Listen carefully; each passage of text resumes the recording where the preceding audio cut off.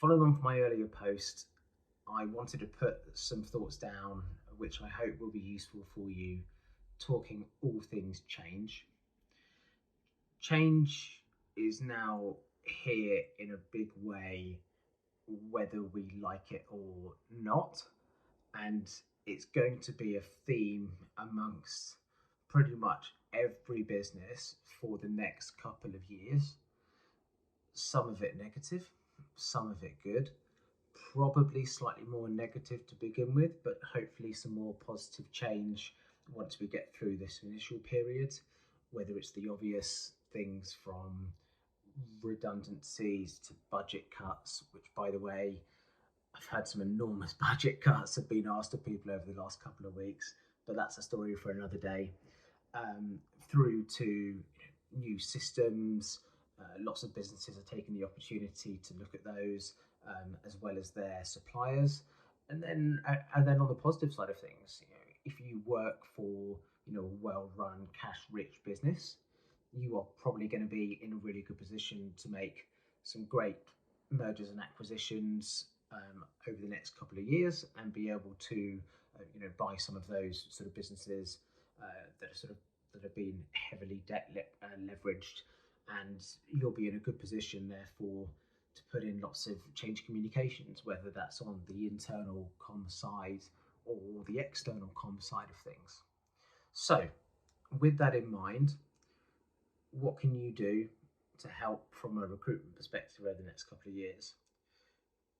Firstly and foremost, um, you need to look at your interview process and what you're really truly looking for. That change piece is going to become really important. So, on the internal comms front, clearly it'll be a lot of the change communications and working with change managers, a lot of people function business partnering as well, finance function business partnering. So if you've got those skills, or you don't and you're recruiting, those are what you really need to focus on. And on the external comms front side of things, look at people's M&A comms experience, look at crisis comms, of course, on the flip side of that, and also look for people who are really good at answering and also asking tough questions. Journalists, stakeholders, and employees, they're going to be asking tough questions of businesses over the next couple of years. So you need to make sure that you're bringing people in who have got those skills and that experience to really help you. Then the bits that are going to save you some cash. On the permanent side of things, I think number one and the most obvious, do you genuinely need someone 5 days a week? There are lots of candidates nowadays who will consider 4 day a week permanent contracts. So immediately that's saving you 20%.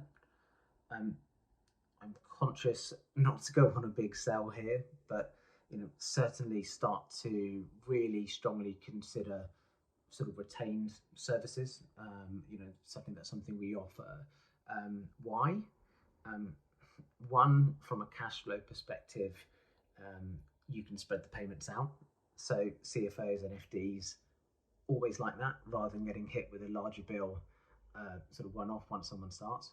And two, gets real genuine buy-in from all parties, and I think that's really important in this environment where um, you need to make sure that you make the right hires, and therefore it gets a recruiter's buy-in in terms of time and investment, and they can really hold your hand through that recruitment process.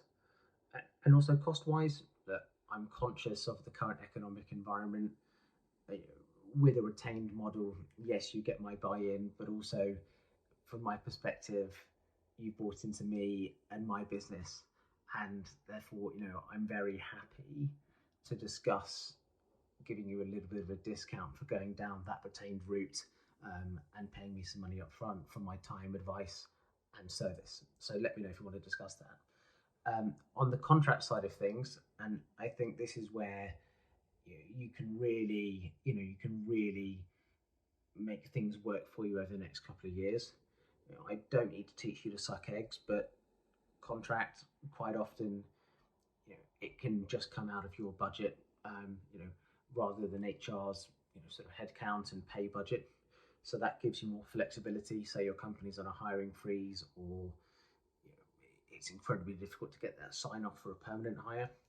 And then this is where it gives you real flexibility around level and your budget and what you can work with.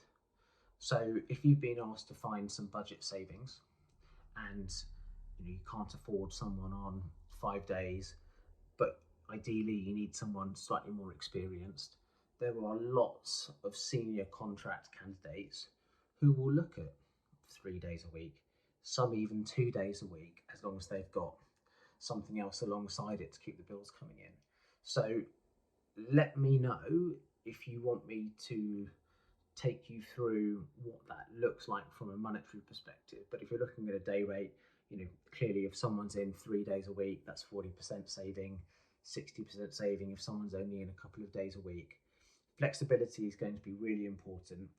And the same goes for the seniority of people as well. So, you can get someone more senior, more expensive on a day rate, but you bring them in for less days on a true sort of consultative basis, you'll find out that actually that works out really economically viable for you and keeps everyone happy.